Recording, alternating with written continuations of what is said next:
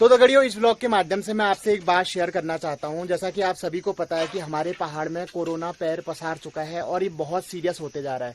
पिछले साल तक ये कंडीशन नहीं थी। इस बार जो कोविड का वेरिएंट है वो बहुत पावरफुल है और ये बहुत तेज अटैक कर रहा है। ठीक है, तो हमको इससे सावधान रहने की जरूरत है। और दगड़ियों, हमारे पहाड़न में न्यूज उड़ी मका भी व्हाट्सएप में मैसेज होना चाहिए कि यार पवंदा हमारे गोंदन में बुखार चल रहा, सबन को बुखार आ रहा। ठीक है, नहीं हर घर में कोई ना कोई ये सर्दी जुकाम बुखार से सोया हुआ है। और मैं सुनी कि यार के नहीं तो जुकाम हूँ, ठीक है जाल। और जिसको जुकाम लगा है वो भी बिल्कुल खुला घूम रहा है, सबसे घुल मिल रहे हैं, उसी में काम कर रहे हैं, खेतों का काम कर रहे हैं, बिल्कुल भी आराम नहीं कर रहे हैं। ठीक है ना, कि यही उम्मीद में कि ये सर्दी जुकाम है और ये ठीक हो जाएगा 2-3 दिन में। मैं भी भगवान से प्रार्थना करता हूँ कि ये नॉर्मल जुकाम हो और ये आपका जल्दी से ठीक हो जाए, कोविड ना होए। लेकिन हमको सतर्क रहने की जरूरत तो है यार। आप सभी को पता है, हमको पता है कि इतना क्रिटिकल टाइम चल रहा है, देश की हालत क्या है, स्वास्थ्य सुविधाओं का क्या हाल है अभी। ठीक है, जितना अभी बच सको उतना हमारे लिए अच्छा है।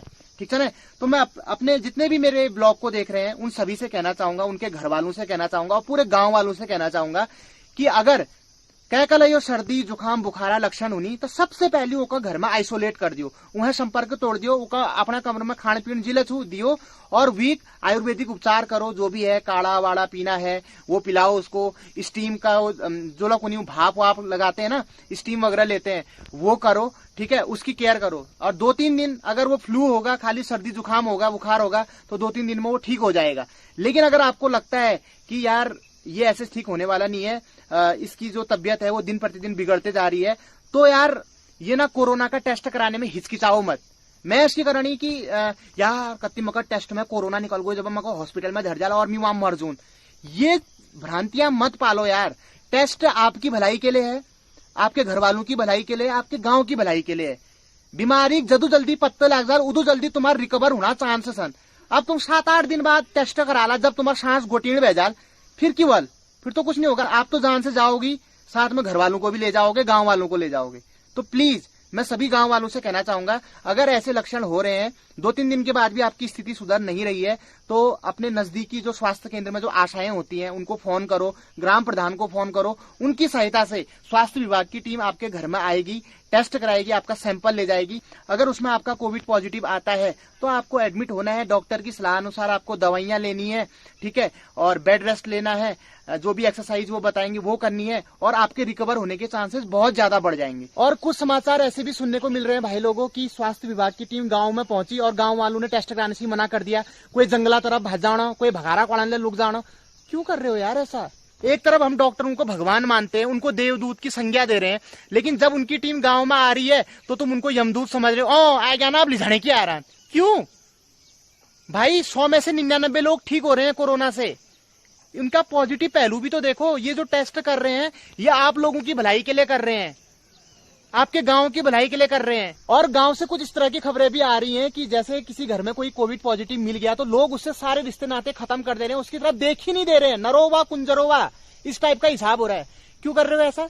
जब तक सब ठीक ठाक चलने से तुम भीतर कोची रुच्छा उनर खाले जाच्छा, पीले जाच्छा, कौज भौसला कर जाच्छा, उनार दिराल जिठानी का लड़ाला जाच्छा न। आप क्यों कर रहे हो ऐसा? मेरे को मतलब यो ना कि कोरोना रिपोर्ट पॉजिटिव आती तुम डड़ा डाल करना उन्ना भीतर घुस जाओ, उनसे गले मिल लो, आंसू बहाओ। नहीं, ऐसे में तो तुम भी खतरे में पड़ जाओगे। पर इंसानियत के नाते कम से कम व्हाट्सएप पे उनके हालचाल जान सकते हो। ठीक है, नहीं गुड मॉर्निंग मैसेज बड़ जल्दी भेजिया है, और फोन पे बात कर सकते हो, यार तुम्हें किसी चीज की जरूरत तो नहीं है। उनको हिम्मत दे सकते हो, ढांढस बता सकते हो कि सब कुछ ठीक हो जाएगा, आप रिकवर कर जाओगे, है ना।